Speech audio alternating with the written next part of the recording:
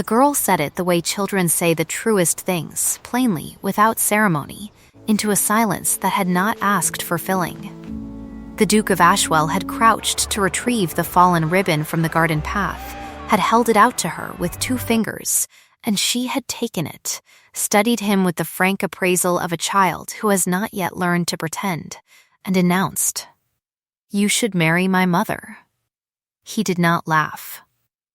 That was the first thing Cecily Vane noticed from her place 3 steps away, that he absorbed the pronouncement the way a man absorbs a blow he saw coming, with stillness rather than flinching, and something behind his eyes that was not amusement.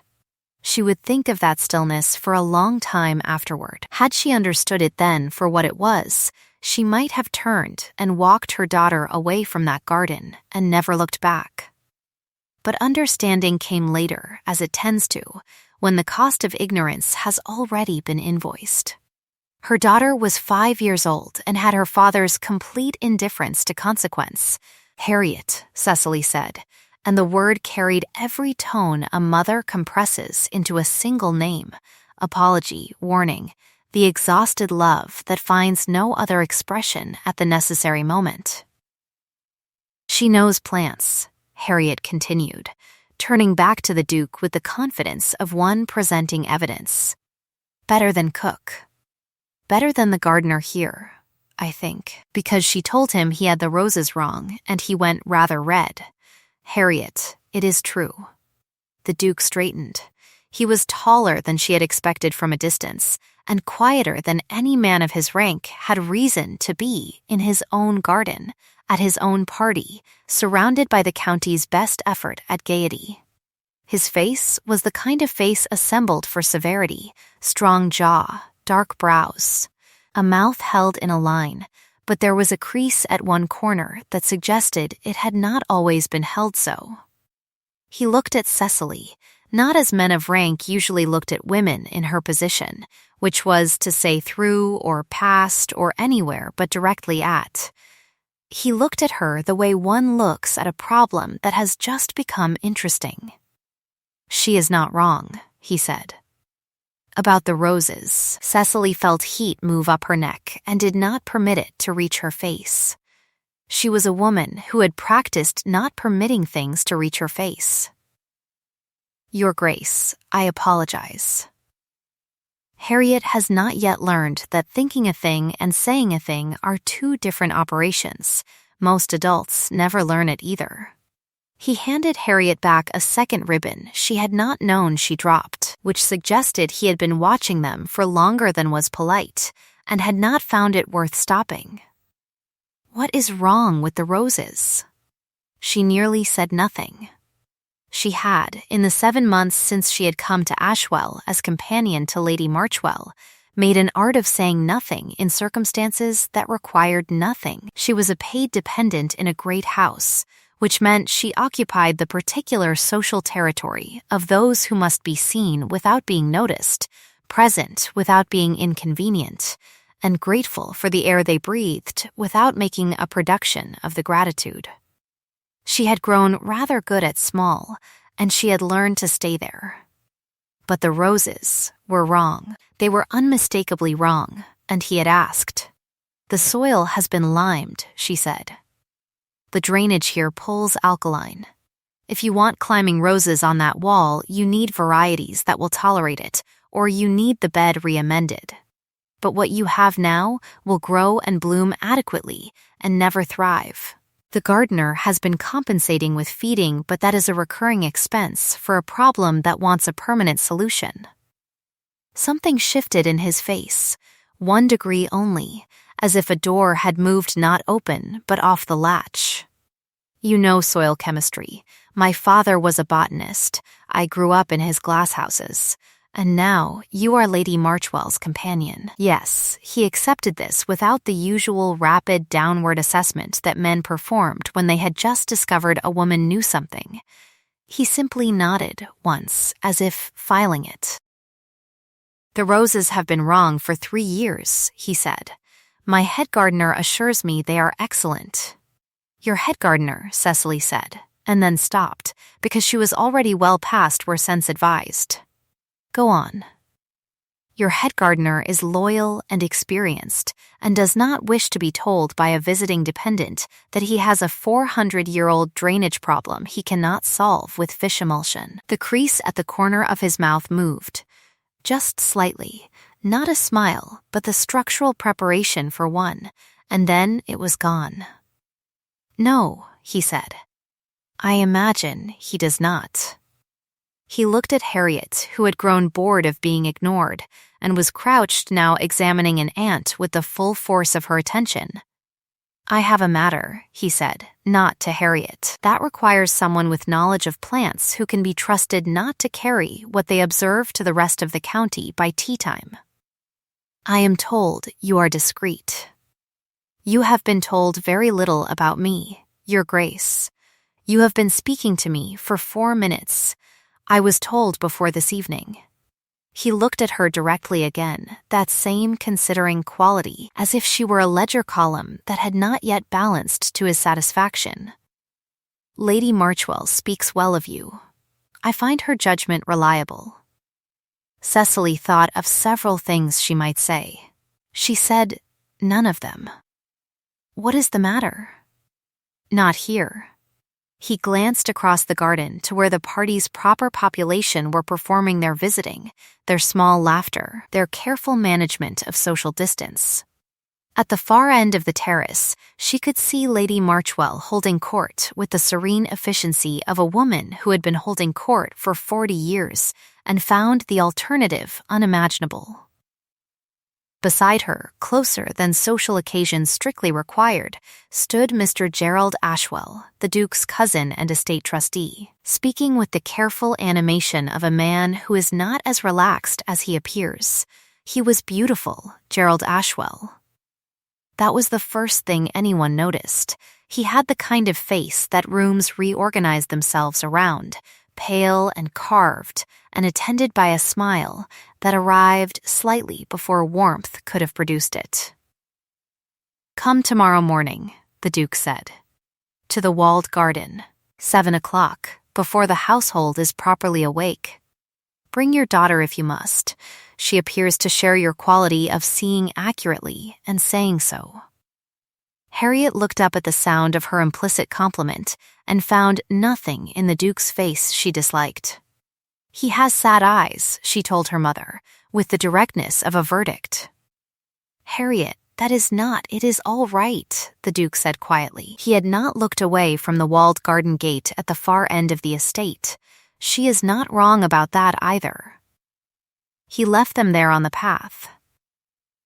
Lady Marchwell, Cecily noticed, had been watching the whole exchange with an expression that, in another woman, she might have called satisfaction. In a woman of 70 who had navigated 6 decades of drawing rooms without ever being quite where anyone thought she was, she called it management, and she filed it under things to examine later, when Harriet was asleep and she had time to be properly uneasy. That night, in the small chamber allotted to a companion of her station, Cecily counted what she knew and what she did not. She knew that the Duke of Ashwell had been a widower for 5 years. She knew that the estate's management had passed largely to Gerald Ashwell during the late Duchess's long illness. She knew that 4 neighboring estates had changed hands in the past 3 years at prices that were good for the sellers and better for the buyers, and that Gerald Ashwell had brokered 2 of those sales through the estate's accounts. She did not know why a duke would require a botanist before the household was awake. She did not know what lived in the walled garden. She knew she should not go. She went. The walled garden was locked from the outside. She was about to turn back when the small door opened from within and the Duke stood in it, alone, with the particular expression of a man who has not slept and has not bothered to pretend otherwise. He looked different in the morning without the audience of his own grounds, older or perhaps more honestly aged, as if the evening's composure had been a specific effort he had not yet resumed. He held the door for her. Harriet was with Mrs. Potts, the housekeeper's assistant, on a bribe of warm rolls and honey, and Cecily had come alone. The garden inside was extraordinary. She understood within 3 steps why it was kept locked and why it was wrong. Every plant in it was rare in the way that came from specific acquisition over decades, from correspondence with collectors, from the kind of patient seeking that was its own form of scholarship, and every plant in it was struggling, not dying, not neglected. Struggling in the particular way of things that are being maintained improperly out of care rather than negligence, overwatered, kept from adequate light, dosed, she thought, and then looked more carefully at the soil and the feeding rakes laid to the side, and thought again. My wife planted this garden, the Duke said. He said it the way one states a mathematical premise, as the necessary prior thing before the rest can be understood. It was her particular study. When she died, I could not. He stopped. The kind of stop that is not loss of words, but choice of them. I hired a specialist to maintain it. He has maintained it as she did, following her instructions in her notebooks. It has declined for 4 years. May I? She pointed to the nearest bed without touching it, and he nodded. She crouched and looked at the soil, at the color of the leaves, at the feeding schedule scratched into the stake markers in 2 different hands. 2 different hands. She turned a stake over. The entries were dated. These instructions are not hers, she said. Silence from behind her. She looked up. The notebooks, he said, carefully. You are certain. I cannot be certain from a stake marker. I would need to see the notebooks to be certain. But the entries in this hand begin. She checked 3 markers quickly, reading the dates 14 months ago, and the compounds specified here would produce exactly this effect over 14 months of application. Slow, cumulative, and difficult to attribute to any single cause. She stood. Someone has been amending your late wife's instructions, systematically, and the garden is the evidence. The Duke was very still. Not the stillness of a man doing nothing, but the stillness of a man doing a great deal of it internally, spending nothing on his face that could be spent elsewhere.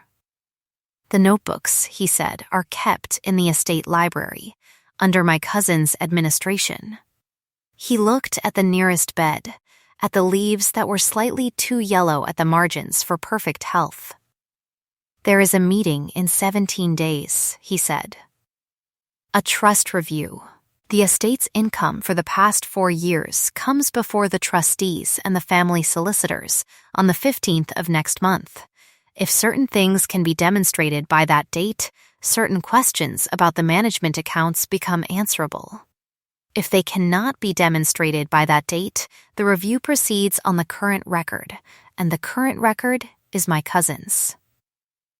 17 days. She heard it for what it was, the dimensions of a cage. You suspect him. I suspect the accounts. I suspect the 4 land sales. I suspect, he said, and then stopped, and the rest of the sentence lived in the air between them without words, as certain things do when they are too large to say in a walled garden at 7 a.m, to a woman one has known for 9 minutes. You cannot move against your own cousin without proof, she said. No, and you cannot access the notebooks directly without alerting him. He has been my estate's trustee for 5 years. He knows everything that moves within it. Cecily looked at the notebooks she had not yet seen, and the garden she had. She thought about the feeding stakes and their 2 hands and their careful dates. She thought about what she had, which was a botanist's education, 7 months of invisible habitation in this house, and a reputation for being the kind of woman no one crossed a room to speak to at a party. She thought that these were, in fact, the materials required. I can read the notebooks, she said. I am already known to be interested in plants. Lady Marchwell often asks me to consult the library on her behalf. No one would remark it. There is one thing I cannot tell you yet. When I have read them, if what I find is what I expect to find, there is something else, something I cannot lay before you yet because I do not have it in my hands. If it is where I believe it is, I will have it before your 17 days are out." He looked at her for a long moment. The morning light came at an angle through the eastern wall. Somewhere in the unlocked section of the grounds, a thrush was working through its entire repertoire with the unreasonable cheer of a creature that has not consulted the calendar of human difficulty. "You are asking me to trust you on an incomplete account," he said. "I am asking you to let me proceed without explanation until I have something worth explaining." They are different requests. The crease at the corner of his mouth moved again. This time, she watched it complete into something that was, briefly, genuinely amused. "Botanist," he said. "Accountant, what else?" "My father believed in thoroughness." She turned back to the bed and crouched again, reading the margin color of the nearest plant the way she would read a page. "Give me 3 days for the notebooks. Then, I will tell you what I know." She did not tell him about the letter. She had found it, or rather, Harriet had found it, with the magnificent reliability of children for discovering the one thing no one once discovered 6 weeks ago in a book that Lady Marchwell had asked Cecily to locate in the library. It was folded into the spine, a very old letter in the late Duchess's hand, addressed to no one, and Cecily had read 3 lines before she understood she was reading something that should not exist and had carefully replaced it, exactly as found, and told no one, not even Lady Marchwell, because she had not yet understood what it was evidence of. She understood now. She spent the 3 days she had promised doing what she had said, reading the notebooks in the library, consulting them openly on the supposed matter of Lady Marchwell's preferred planting questions, making notes in her own small hand that looked like nothing in particular and were a forensic map. The notebooks had been impeccably maintained. The late Duchess's hand was rounded and deliberate and warm. Even in scientific notation, she had been, Cecily thought, a woman who liked precision without losing feeling for the thing itself. The amendments were visible to anyone who knew what to look for.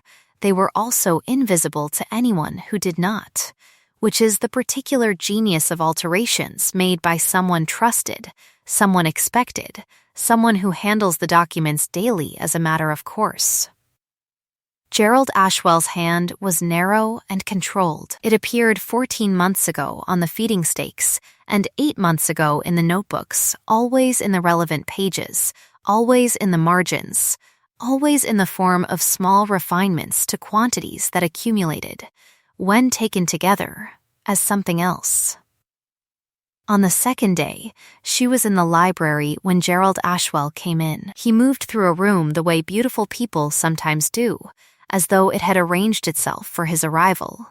He was warm to her. He was always warm to her, which she had never found warming. His warmth had the quality of a calculation that had been made about her and found her inoffensive, which is not the same thing as being genuinely seen. Miss Vane, he looked at the notebook in her hands with the particular quality of a man who has just discovered something where he believed there was nothing. He recovered it in a half-breath. Lady Marchwell's garden project? Her interest in late-season planting, Cecily said, which was true in the way that a door is true. It covers what is behind it without being dishonest about what it is. The notebooks are remarkable. Your cousin's wife was a serious scholar. Something moved behind his eyes. A color she could not name exactly, but recognized as the early stages of the question of what she had seen. Yes, he said, she was. He smiled, and his smile was a separate operation from his eyes. If you need anything in the library, Miss Vane, do let me know. I am quite familiar with its arrangement. He touched the spine of the notebook she held, just touched it. a proprietary habit, a gesture that left no mark, and left. That evening, she wrote one paragraph in her private correspondence and sent it by the earliest morning post to an address in Bath that had been given to her 3 weeks ago by Lady Marchwell, in a conversation that had contained, Cecily now believed, considerably more planning than it appeared to at the time. On the third day, she went back to the walled garden. The Duke was there before her. He had been working, his hands showed it, actually working, and they were not the hands of a man who had arrived at the garden to gesture at it graciously. He was rearranging a frame structure with the focused competence of someone who had done this many times before and did not need an audience. She noticed this, the working hands for which his rank gave no accounting, and thought of what Harriet had said about his eyes. She thought that the two things were related, the hands that worked and the eyes that held whatever it was they held. "The amendments begin 14 months ago in the stake markers," she said, without preamble, because preamble was something the 17 days did not have room for. 8 months ago in the notebooks proper.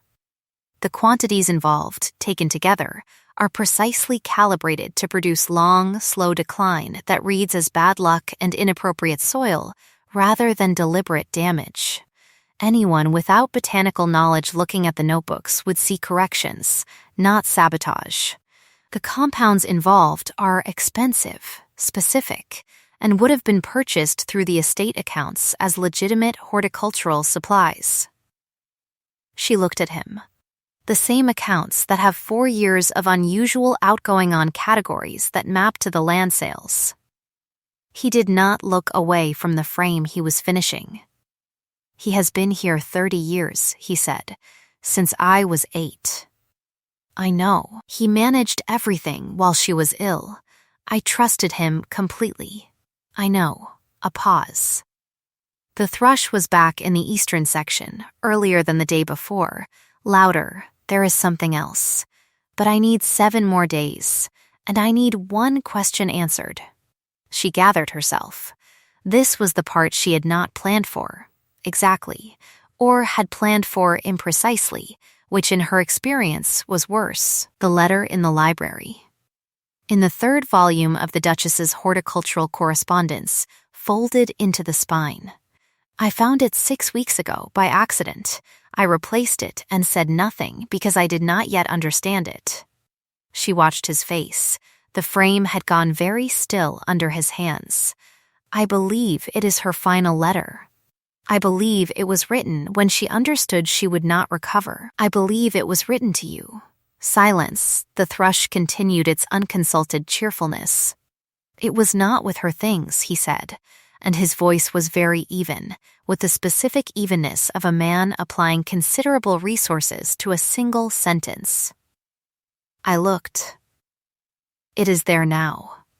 Whether it was placed there before or after her death, and by whom, is one of the things I believe the 14 days can answer. He set down the frame. He turned and looked at her, and this time the assessment in his face had resolved into something she could not immediately categorize, something that was not an expression she had a name for in the vocabulary of men of his station, which was to say, powerful men performing power. It was closer to the face he had made looking at the roses with their wrong feeding. The recognition of a problem that had become, in some way that was not entirely disagreeable, interesting. 7 more days, he said. Yes, and the thing you cannot tell me yet, when I have it in my hands. He looked at her for another moment. The morning pressed its light through the eastern wall in its angular way, indifferent to the specificity of what stood under it. You came here as a companion, he said, with your daughter and your knowledge of plants, and your quality of seeing accurately, and your rather pointed way of saying so. I came here because Lady Marchwell required one. Yes, the crease at the corner of his mouth had reappeared and was doing something complicated. She also, I am told, specifically recommended you to a position within a day's ride of this estate, having previously corresponded with my solicitor on the matter of the trust review, having apparently formed her own suspicions of the accounts some time before I formed mine." He paused. "She is 70 years old and as subtle as a hawk." "She is very fond of you," Cecily said carefully. "She maneuvered us both. She arranged proximity. What we have done with it has been our own. Something in this landed differently than she intended, or perhaps exactly as she intended, which she was careful not to examine too closely." "Miss Vane," he said, "I find I owe you an honest statement. I do not know yet what it costs me to make it, so I will not make it yet. But I want you to know that the debt exists." She thought of half a dozen replies that would have been safe, and she said none of them. "When this is finished," she said instead, "whatever it costs, say it then." She spent those 7 days doing what invisible women do best, being present everywhere that mattered in a house that had not updated its assessment of her in 7 months, which is to say everywhere unremarkable. The library at the hours she had established as her pattern, the garden for the walks that Lady Marchwell's digestion required, the still room where the household's medicinal supplies were kept, and where a botanist's interest needed no explanation. She found what she was looking for on the 5th day. It was not where she expected, or rather, it was not in the form she expected. She had been looking for a record. What she found was a supply log and a small bottle with a handwritten label in Gerald Ashwell's narrow hand, in the category of the stillroom supplies for the household. Supplies that had been, for 4 years, administered daily, in small, careful amounts. In things consumed without remark. Her hands were perfectly steady when she found it. She had trained them to be. She wrote 2 letters that evening and did not sleep. The next morning, she asked for a meeting with Lady Marchwell. The old woman listened without interrupting, which was how Cecily knew she had already known most of it. When the account was finished, Lady Marchwell was quiet for a moment, and her hands rested in her lap with the composed authority of someone who has decided a thing and is simply waiting for reality to arrange itself accordingly. "The review is in 4 days, she said. "Yes, Gerald will not leave the estate. He knows the timeline. He will stay because he believes the evidence is controlled. The notebooks are amended. The supply logs look legitimate without the context of the botanical analysis. He does not know I have it. And the letter, still in the spine." Lady Marchwell looked at her with something that, in a woman who distributed approval the way careful people distribute money, sparingly, strategically, never without purpose, was as close to warmth as a benediction. "There will be people here on the 15th, she said. "The solicitors. The second trustee, Mr. Harmon, who is honest and has been uneasy for 18 months, and there is someone coming from Bath." She paused. "You wrote to Bath. You gave me the address. I did not tell you what it was. You gave me the address of a woman who had been the late Duchess's particular friend for 30 years, in the context of a conversation about what a woman leaves behind her when she cannot complete her own intentions." Cecily held the old woman's gaze. "I thought she might have been trusted with something." Lady Marchwell smiled. It was a small, complete, very old smile. "She was trusted with rather a great deal," she said. "She is arriving on the 14th. She looked at the window. The grounds outside were doing their early October best, all amber and deliberate color, as if the season were making a final formal argument before conceding. 4 days, she said. "Keep yourself small for 4 more days, Cecily. You are very good at it. It has never suited you, but you are very good at it." Cecily thought of the bribe she had not yet mentioned. She mentioned it now. Gerald Ashwell had come to her the previous morning, in the library, alone, with the careful warmth of a man who has been calculating for some time before speaking. He had offered her a thing wrapped in kindness, a position in another household, a glowing letter, a solution to the problem of her financial situation that would require only that she return to Bath for the duration of the trust review and certain complications of the timing. He had delivered it in the gentlest voice in the room. He had delivered it looking at her with the smile that arrived before warmth could produce it, and she had sat across from him and listened all the way to the end, and then said she would consider it and watched him leave. "He knows you have found something," Lady Marchwell said. "He suspects I may have found something. He does not know what. He is offering containment. And? I will not go to Bath." Lady Marchwell said nothing. She did not need to. The quality of her silence was the quality of a woman who has just received the answer she expected, which is a different quality from relief. The morning of the 14th, a carriage arrived. The woman who descended from it was small, white-haired, and moved with the particular economy of someone who has spent 60 years conserving energy for the moments that required it. Her name was Mrs. Howell, and she had been the late Duchess's friend since before the Duchess was a Duchess. She held something. When she descended, with the slightly heightened care one gives to something that has been held carefully for 4 years. A case, small and leather, the kind used for personal correspondence. The Duke met her at the steps, and Cecily watched from the upper landing, and whatever passed between them in the drive she could not hear, but she saw his face when Mrs. Howell placed the case in his hands, and she turned away because some receipts are private. He came to find her an hour later, in the garden. He had the case with him still, and he looked like a man who has completed a thing he did not know was unfinished, at a cost that is real but bearable. "She kept them for me," he said. "Margaret, my wife. She gave her letters to Agnes Howell before the end. She believed they would be intercepted before they reached me." A pause. She was not wrong. He looked at the case. Then he looked at Cecily. "She knew," he said. "She wrote it down. The amounts, the timing. She had worked it out in her last weeks, from her bed, with the notebooks you found the amendments in. She was trying to protect the estate, and she was trying to tell me, and it was taken from her before she could."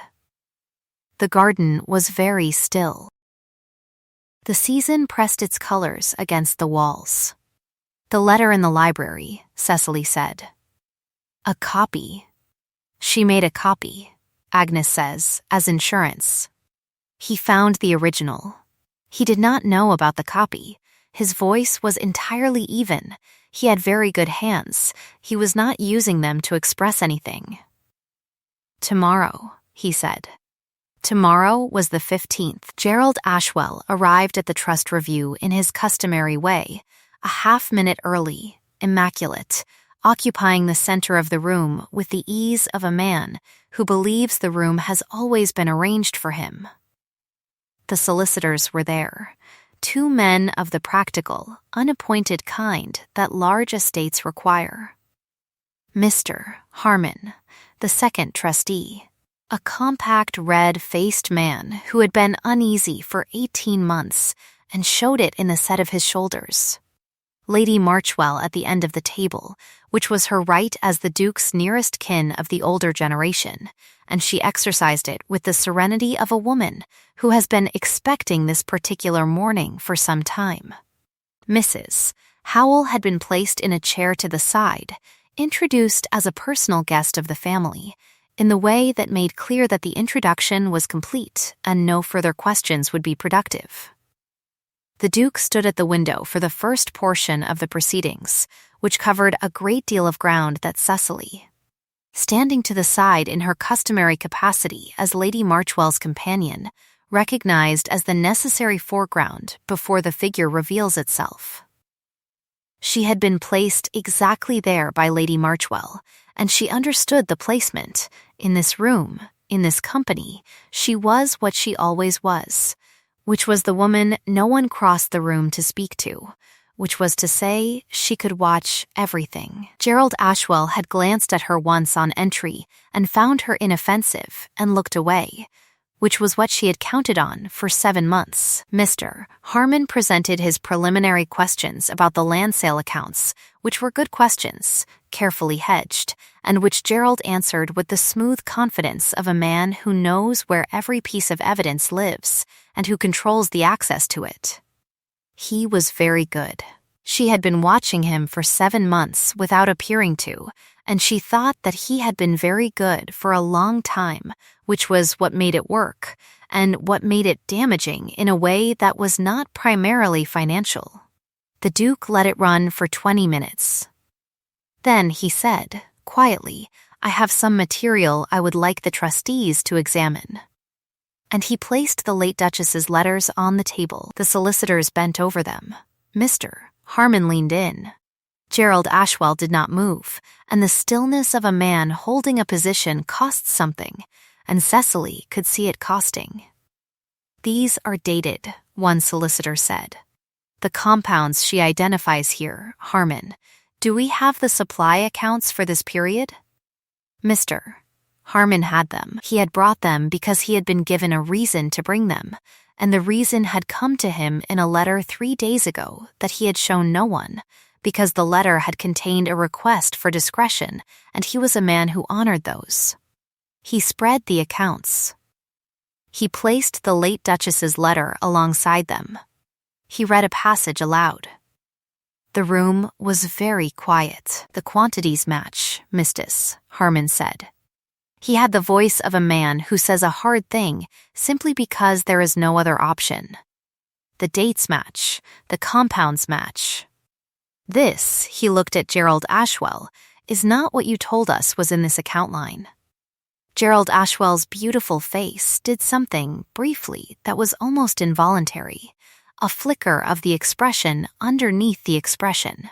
Then it was gone. "These letters," he said, "are the products of a woman in the final stages of a severe illness. The paranoia is well documented. I have medical testimony. Do you have the notebooks?" Cecily said. Not loudly. She said it the way she said everything in rooms that did not expect her to speak, which was without performance, as a simple question. The room turned, slightly. Gerald Ashwell looked at her with the smile arriving before it had any cause, which she had learned was his tell for the calculation happening. "I beg your pardon?" The late Duchess's horticultural notebooks. 14 volumes, maintained in the library. I have spent the past 10 days reading them. "Do you have them with you, or shall we send for them?" "Miss Vane," he said, with the warmth of a man who finds the temperature dropping and is still pretending it is summer, "I am not certain what you imagine you have found in a set of garden notebooks, but this is a financial review. Mr. Harmon," she spoke past Gerald Ashwell, to the trustee, because the trustee was the instrument of the room, and objects presented to instruments did the work. Not speeches. She placed the notebook, the one she had carried in under the unremarkable guise of being Lady Marchwell's companion, with her small stack of reference materials. On the table in front of Mr. Harmon, she had marked the relevant sections with slips of paper in her botanist's care. "The amendment hand begins here," she said. "You will find the compound names match the supply accounts. The dates of the amendments precede the deterioration in the walled garden by approximately the time required for cumulative effect. This is also the compound listed in Her Grace's letters." "Mr. Harmon, if you hold that page to the window light, you can see where an earlier entry was erased and written over." Mr. Harmon held the page to the window light. The erased entry was not fully gone. Paper carries its history in its compressions, and the morning light was not interested in anyone's convenience. He read what was visible under it. He read it again. He set the page down and looked at Gerald Ashwell, and the look that passed between them was the kind of look that ends things. The stillroom supply log, Gerald said. He was trying for steadiness and achieving something adjacent to it. Whatever Miss Vane believes she has interpreted, Mr. Harmon, Cecily said again, there is one more thing. She produced the second item from her materials, the supply log from the stillroom, with the small notation she had transcribed in her own hand from the bottle she had found on the 5th day, and she read it aloud. Not performing, simply reading, the way she read anything, which was straight through. When she finished reading it, she set it down. The room was absolutely silent. Gerald Ashwell looked, in that silence, at the evidence laid out before him in the morning light, the letters, the accounts, the notebook held to the window, the supply log. And Cecily watched his face do the arithmetic of what was provable and what was deniable, and what the ratio between them now was. He looked, briefly, like a man who has been running a long time and has just come to a drop he did not see coming. And in the second, before the beautiful face reassembled itself, before he straightened and opened his mouth to say whatever he had decided to say, she saw it, the thing underneath. Not guilt, precisely, something older and more complicated. The grief of a man who had believed he was owed something and had spent 30 years watching it go to someone else, and had become, in the arithmetic of that resentment, something he would not have predicted for himself at the start. She looked away from it because it was private and it was real, and looking at it was not necessary for what came next. Mr. Ashwell, the Duke said, and he had come away from the window to the head of the table, and his voice was very quiet, which was the most dangerous register he possessed. He placed one hand on the table and said, I want the full account. All of it, given now, before these witnesses, and I want it in the knowledge that what you say here determines what is done with what is on this table. A pause. I am not interested in your ruin. I am interested in the truth and in the protection of those who cannot protect themselves in this room. It was this, not the evidence, though the evidence was decisive, but this, the unexpected door opened in the moment of maximum advantage, that broke Gerald Ashwell. Not immediately. He held for another few seconds, and then the held thing gave way in a quiet, internal way, visible only in the hands. He had very good hands. They were not steady now. He gave the full account. It took 40 minutes. He spoke to the table in front of him, and his voice was even, with the evenness of someone spending their last good resources on their own dignity, and Cecily gave him credit for that. When it was finished, the room held it for a moment. Then Mr. Harmon cleared his throat in the way of a man bringing a meeting to resolution because someone must. He had everything he required for the review and considerably more. He would need a week to prepare the findings. He looked at the Duke and at Gerald Ashwell, and he did not look away from either of them.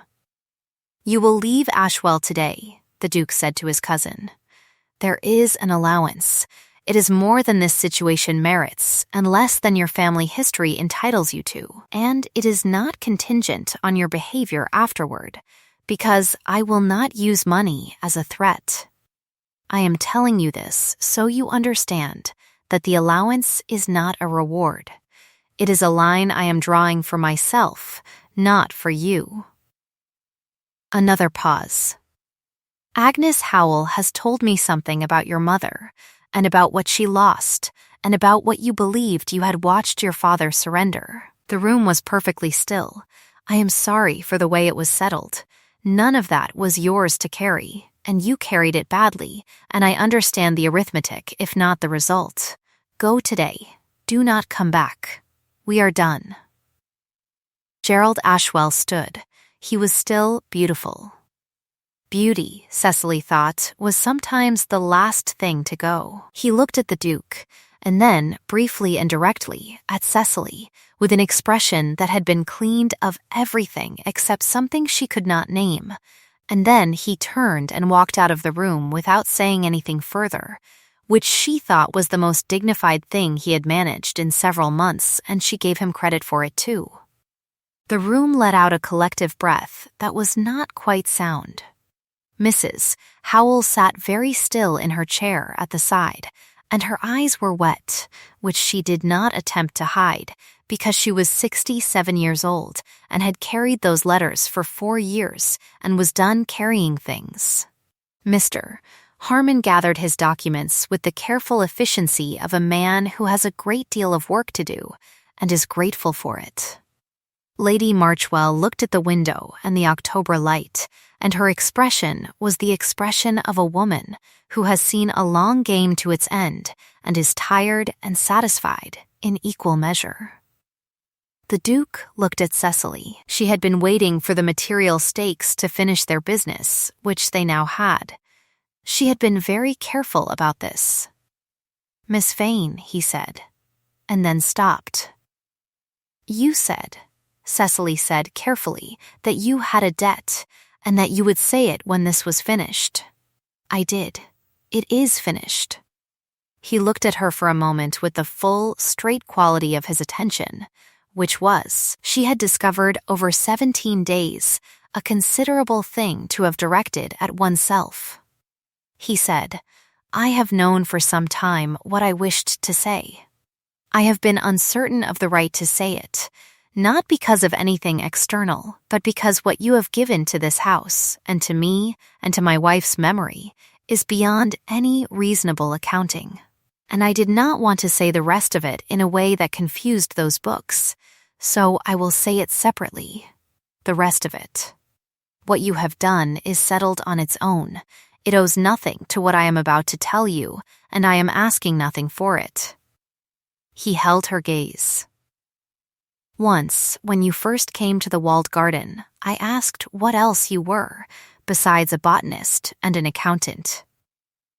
You did. I did not ask the most important thing." He came around the table's end to where she stood, at a distance that was close enough to be entirely deliberate and far enough to be entirely a choice. "What I want to know," he said, "is whether you could bear Ashwell. Not as a paid dependent of it. As something else. Something I want only if you want it, and I mean that without reservation, because the only version of this that interests me is the freely chosen one." He stopped. "Harriet told me I should marry you. She was 5 years old and had known me for 3 minutes, and I have thought about it every day since, which tells me something about the quality of her judgment." The crease at the corner of his mouth had become something complete now, warm and genuine and slightly helpless, the face of a man who has stopped spending everything on stillness because there is no longer a reason to. "Marry me because you wish it," he said. "It is the only reason I will take." Cecily thought of what it had cost her to stay small for 7 months. She thought of what it would cost to stop. She thought that the accounts had always been in order, and that the question was whether she was willing to spend. She said, "Ask me in the walled garden where you were working with your hands in the morning, before anyone was awake. Ask me there." He looked at her for a half-second in which something in him understood that this was yes, but that she was insisting on the geography of the right moment, and then he said, very quietly, "Now?" Now, they left the room, and Lady Marchwell, who was still looking at the window, said to no one in particular, "Well, only took them 17 days, and Mrs. Howell laughed, briefly and without ceremony, in the way of a woman laughing for the first time in 4 years.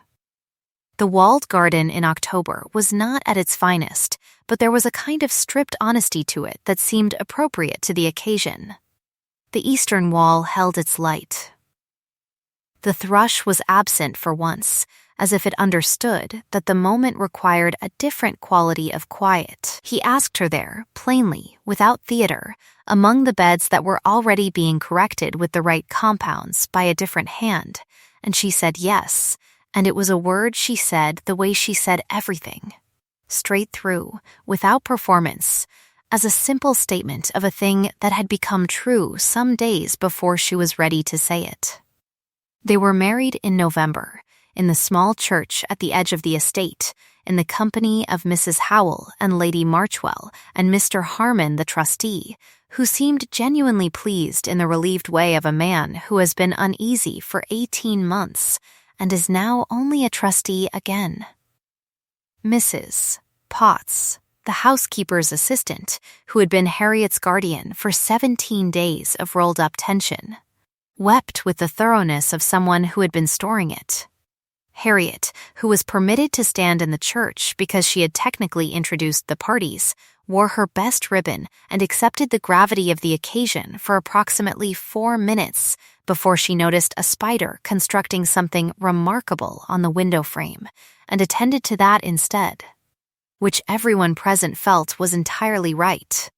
The fates of those involved settled in the months that followed with the quiet efficiency of reckonings that have been properly made. Mr. Harmon's full review returned a portion of the estate's finances and made recommendations that were, in the end, modest in their ambition, because the damage had been real but contained. Gerald Ashwell had been methodical, not greedy, and methodology has its own ceiling. Gerald himself went to his mother's property in the north, and the reports that came back to Ashwell over the following year described a man who had taken up the management of a smaller estate with something approaching diligence, which was not redemption, but was, perhaps, the beginning of the intention to be useful. The allowance was paid quarterly, without condition, and was never mentioned between the Duke and his wife, because it did not require mentioning. It was in the ledger, and the ledger was honest, and that was sufficient. Mrs. Howell stayed through the winter, which became spring, and then she said she was needed in Bath and meant she was grateful and ready to be ordinary again, and they let her go with the specific warmth owed to someone who has kept a promise for 4 years at personal cost. Lady Marchwell outlived everyone's expectations, as Lady Marchwell had always done, and was present the following autumn for an event that will be mentioned only briefly because Cecily would have wanted it noted plainly. Harriet was given a proper set of botanical reference volumes, her own in her own small room, because she had earned them and because the profession requires early investment. It was nearly a year from the garden party when Cecily walked the estate path in the late afternoon of the following August, Harriet ahead of her at the purposeful run of a child who has some place to be that adults have not yet identified, and the Duke fell into step beside her the way he had learned to do without announcement, which is to say simply by being there. The path went past the walled garden. The door was open now. It had been open since the spring. The roses at the eastern wall were blooming differently than they had, fuller and more settled, the particular quality of a plant that has stopped spending resources on survival and can afford something more. He had remended the soil himself, over the winter, with her direction and sometimes her company, and the work had the quality that work done together has, when neither party has to pretend they are elsewhere. She has found a caterpillar, Cecily said, watching her daughter crouch over something at the path's edge, with the arrested intensity of a naturalist at the threshold of a career. She will want to keep it. She always wants to keep them. What do you generally do? I explain the life cycle and the obligations of science. A pause. She keeps them anyway. He said nothing for a moment, and then he said, "You told me once, in the walled garden, that there was something you could not lay before me yet. I did. You never told me what it was." She was quiet for a moment. The August light came at its low angle, and the roses were doing their late-season best, and Harriet had cupped the caterpillar in her hands with the gravity of a steward. "I had found the letter already," she said. "Before that first morning. I did not know yet whose it was, or what it meant, or whether I had any right to the knowing. But I had read enough of it to understand that someone had been trying very hard to reach you and had been prevented, and that the thing they most needed to say had not been said. She looked at the open gate of the walled garden. I thought that if I was careful and if the 17 days were sufficient, you might have it back.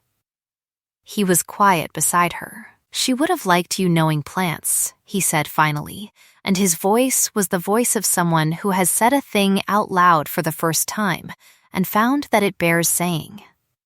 She would have liked Harriet's caterpillar opinions. I think so too. Harriet had released the caterpillar with the solemnity of a woman settling an account that has been properly kept. She stood up and wiped her hands on her dress and turned back toward them with the practical air of a child who has done what was needed and is ready for what is next. She had said it plainly, without ceremony, a year ago, into a silence that had not asked for filling. You should marry my mother. He had not laughed then. He was not laughing now either, but the face he turned toward his wife and her daughter was the face of a man who has finally spent his last resource on stillness and found that he has been given it back, bearing interest as a gift, the kind that does not go in ledgers because it has no price, only a value that accrues. If this story warmed you, if you found yourself at the garden gate, counting the days alongside them, waiting for the morning when the door would finally open and stay open, then you know what I mean when I say some debts belong in a different kind of ledger altogether. Come and sit a while longer. The fire is lit, and the hour is easy, and there are more stories where this one lives, each of them with their own locked garden, their own 17 days, their own particular light coming at an angle through an eastern wall. I would love to know, is there a moment you felt the turn coming before it came? The instant you knew. Leave it below. I read every one, and they matter. And if you want a chair kept here by the fire, that is what the subscribe is for, a place held with your name on it, warm and waiting. Until next time, be steady, be gentle, and mind the roses.